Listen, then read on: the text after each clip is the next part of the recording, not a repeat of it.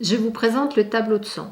Alors pour l'objectif de cette activité, c'est de préciser le sens des nombres et de travailler sur la suite numérique de 1 à 100. La première étape, c'est je place le tableau de 100 en dessous de la plaque afin d'aider les enfants. Je leur demande de placer la suite numérique dans l'ordre.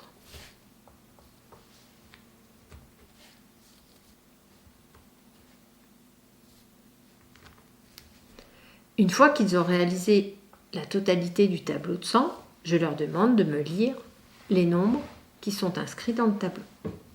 Lors de cette première étape, j'ai pu constater en classe que certains élèves vont très vite. Ils mettent un quart d'heure pour faire cette activité, tandis que pour d'autres, il leur faut plus d'1 heure. Pour les aider, j'ai coupé la boîte en 2 sacs, un sac de 1 à 50 et un deuxième sac de 51 à 100 pour éviter d'avoir une multitude de jetons à regarder. Deuxième étape, je leur repropose cette activité, mais cette fois nous enlevons la fiche. Ça va être à eux de trouver et de remettre à leur place les nombres, toujours dans la suite, en suite numérique.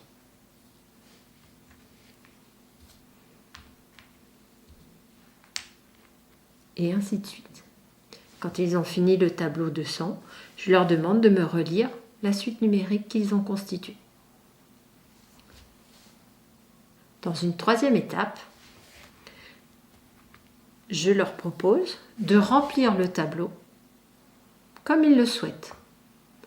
Soit ils peuvent utiliser en utilisant la suite numérique, soit ils remplissent, on va dire, de manière aléatoire. C'est-à-dire que certains élèves ont déjà constaté que dans la première colonne, il y aura toujours une unité. Que dans la dernière colonne, il y aura toujours des dizaines. Donc ils vont préférer chercher et compléter de manière aléatoire en faisant 1, 11, 21, 31, 41, 51, 61, 71, 81, 91. D'autres vont préférer remplir avec la ligne. D'autres encore vont remplir par colonne avec les dizaines pour s'aider. Ça leur permet de trouver les caractéristiques des nombres, c'est-à-dire que la ligne du dessous, c'est toujours 10 de plus.